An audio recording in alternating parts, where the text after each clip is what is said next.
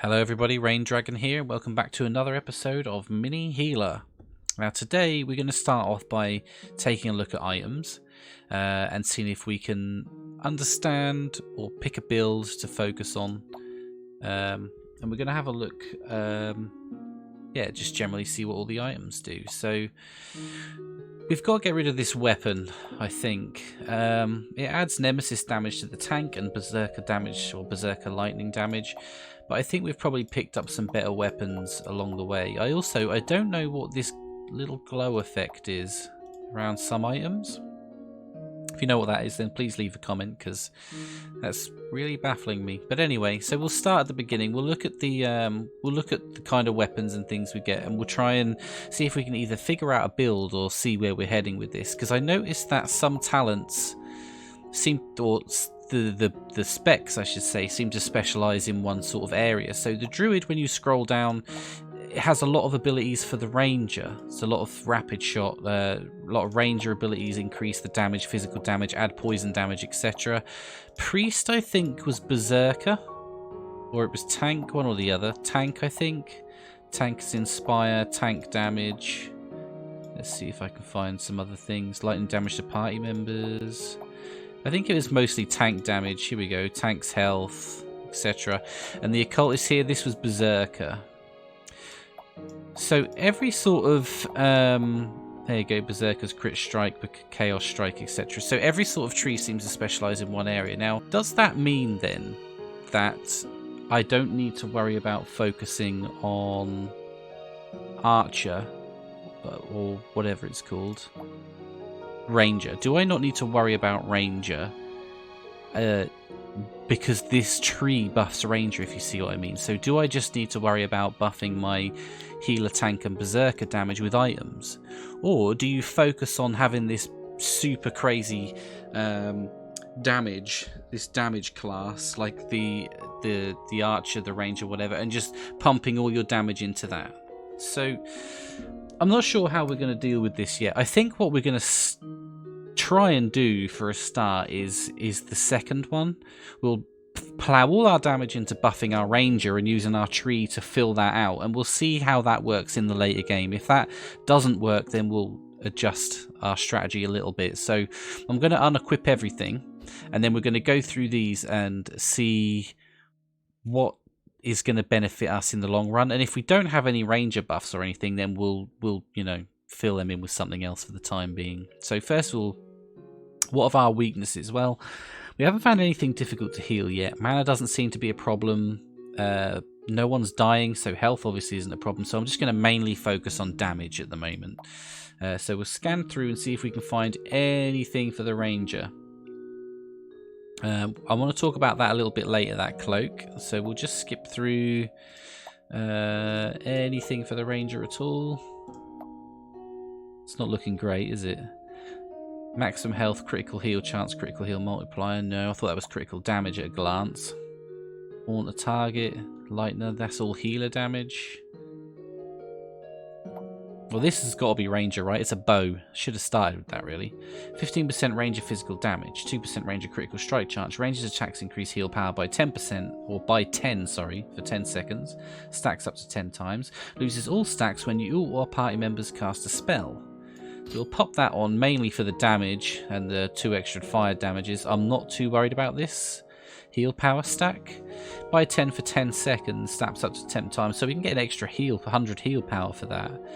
But it says you lose all stacks when you or any party member casts a spell. So the second we start unlocking spells for party members, that's kind of a useless talent because I can't control it. And it forces you to try and cast a spell before you want to, or just to get the benefit. So it's best just to forget about the benefit, in my opinion. So we're just going to ignore that for now. Where were we? We were somewhere over here. I don't think we're going to have much luck.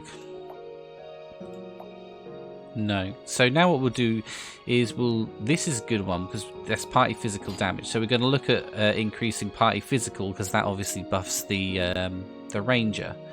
Can I filter these? Yes, I can. That's better. So we'll just take a look. Tank's attacks have a 15% chance to deal 45 damage to all enemies. Healer's attacks have a 15% chance to deal 40 ice damage to all enemies. So that's cool, but we're only sort of really facing one boss right now. It doesn't seem that helpful. Healer physical, whenever you cast a spell. Yeah, that's the haunt one. I think we can delete this now. Yes, please. I pressed no. Berserker lightning damage, I think we can delete that too. So I think we're good for weapons. So let's take a look at armor. And we'll talk about this cloak. So tank maximum health, berserker maximum health, tank dodge, berserker dodge. Now this, and I did have another one that was a green thing. I think I sold it, but this has a talent on it. Tier 2 priest talent. Now I wanted to do some testing in the video to see if you have to be in priest and have that talent unlocked for this to work, or if that just adds it on, if you know what I mean. Because if I equip this, so we've now got +1 absolution level in priest, tier 2 priest talent, but we go to the talent room and look at priest. Let's find absolution, which is on this row somewhere. There it is. It doesn't say +1 in it. And I thought that if that counted, we would have seen a +1 in there. Also, if I just remove... Let's just remove 3 talents from there and 1 from there, because then I know where we're at. Oops, didn't mean to do that. And put them in priest. Oh, I need another point, don't I? Foolish person. Let's just go and grab one more.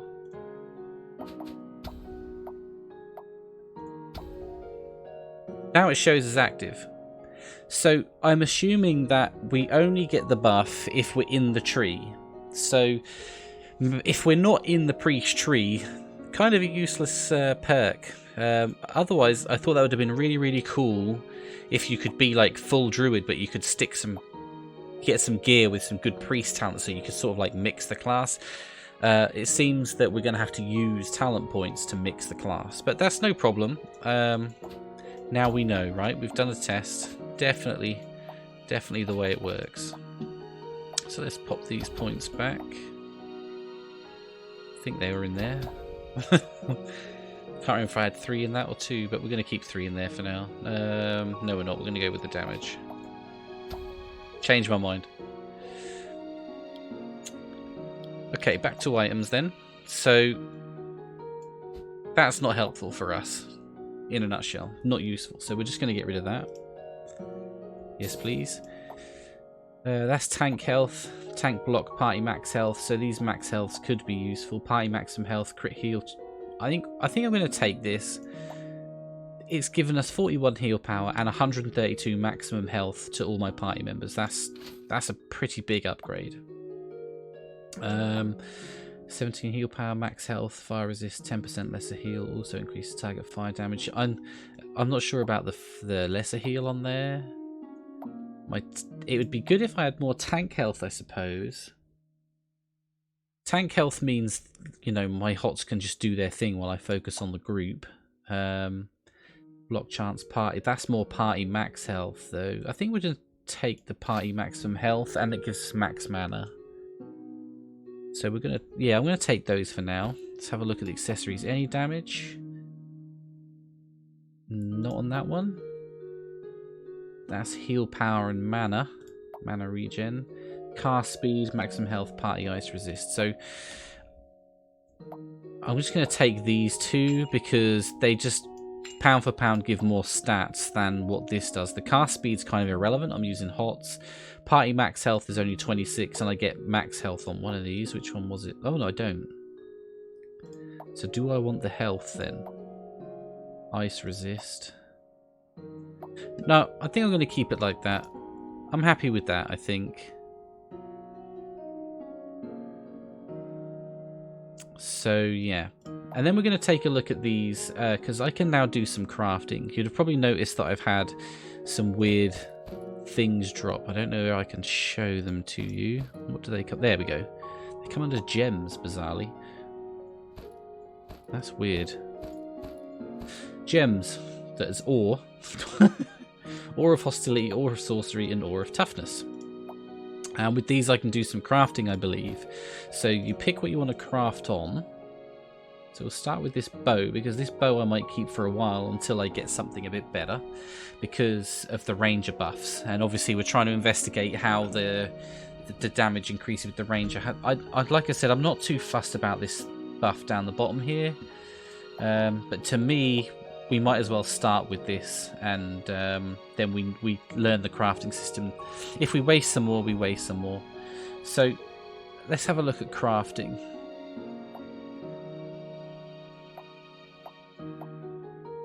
Click this. Crafting can increase the power of an artifact. Select a way to change the artifact on the left to get started. So we've got 3 sections. Upgrade, augment, and mutate. Now, mutating we can't do. We don't have any of these things yet. I believe we get them from insane or chaos mode. I'm not sure, but we'll find out shortly. Augment, add 3 random augmentations to the artifact.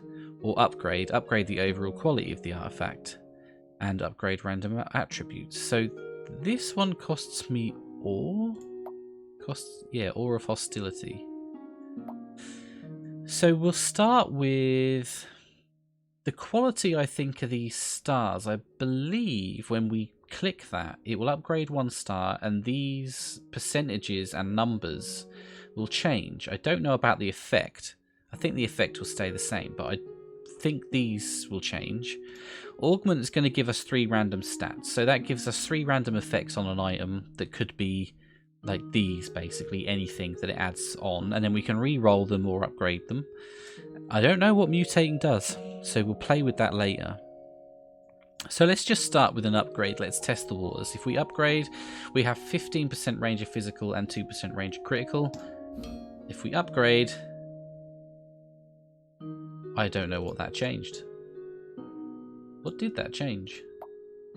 Did that change the stats? Was that there before?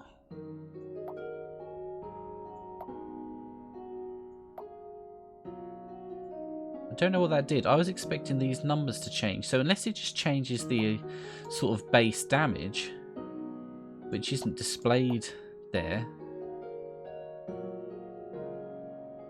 I don't know. I'll see if I can find out about that one. So now we've got enough to do an augment, and it shows up here possible augmentation. So we can get all of these things, and I guess what we really want right now is percent particle party physical damage, any of these party critical strike chance or multipliers, but specifically ranger attack speed, crit strike, and crit chance multipliers, I guess. So let's do 1 roll, because it's all we can do. Healer attack speed, 10 critical strike chance, and plus 47 heal power. I mean, that's not that great. So we'll give it a re-roll. Oh, you can choose to lock some or roll. Oh, that's cool. Select augmentations you want to lock. So you can lock these, and they won't re-roll. But I'm going to re-roll all of them. Party lightning damage, party attack speed. I think I'm going to lock the lightning damage just because, you know, it's extra DPS. Party attack speed, that could be okay. Tank maximum health. Tank attack speed, tank max health, tank critical strike. Are we stuck on tank now? There we go. Party critical strike. I'm going to keep that. So they're not the best rolls, but they're something. Attack speed gives me overall DPS, critical strike multiplier gives me overall DPS, and 3% party lightning damage is overall DPS. So it's not great, but it's complete damage augments. Possible mutations. Let's have a look at this. Percent effect on all physical related base attributes. Effect of all critical. So the percent effect. So I guess that flat out increases like physical related ability. So if I filled this with physical and then mutated it to increase physical, then we'd do obviously a percent based more physical damage, I assume.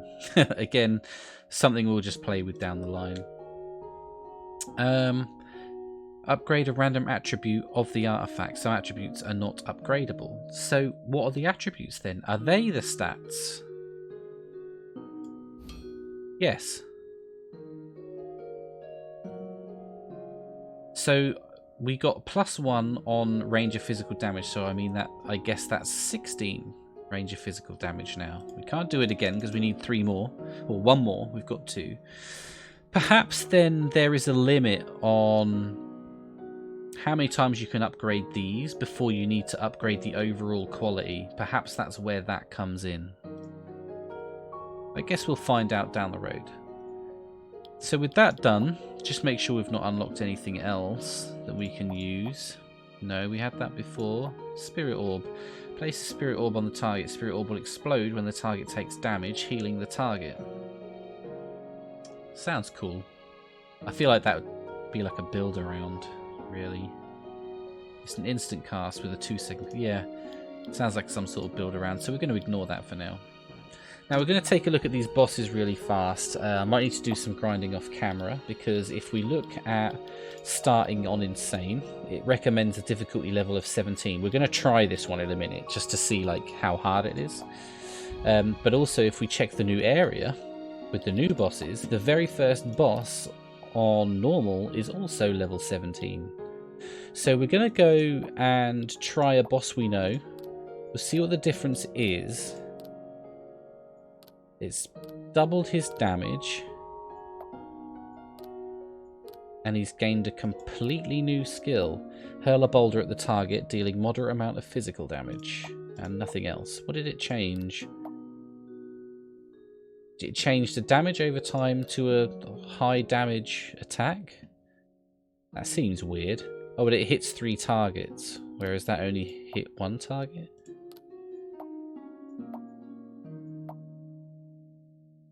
So, no, that does hit 1 target.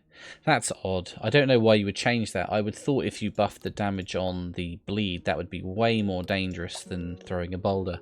But we'll find out when we try it, right? So let's give this a go. We've buffed our damage, we've buffed our HP. But this is 5 recommended levels higher than what we are. So let's just see what kind of damage we get. Whether we can withstand it. It's important we get those D-spells.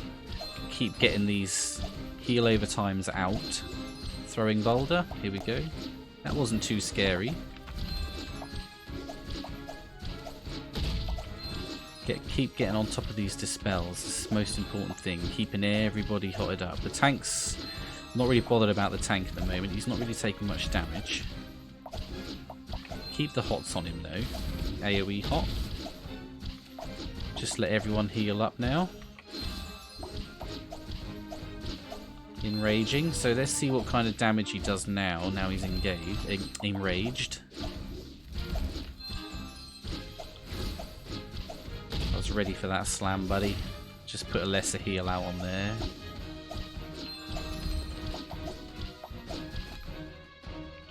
And there we go. A level 17 boss. Beaten at 13. Wasn't so bad. So is the Druid class broken? Are we good healer? Or is it just really badly optimized? Who knows? So we don't want that. We've got 3 of those which we can use to upgrade our gear. Because we put +1 on this earlier. So let's put another +1 on it. Because we should be able to. We only needed 3 and we've now got 5. Don't know what this means, but fine. Add 3, so we get another one. And we got +2. Oh, now it's gone to 16. So it was actually 14 before, and I forgot. But that's good to know. So we've now got 16% physical damage. Now I did have a talent for range of damage somewhere. Is it there? Is there any more we've missed? There we go, that's range of physical damage. Increase range's nemesis damage. Range's attacks have a 12% chance to poison the enemy. So, let's stick a point in there.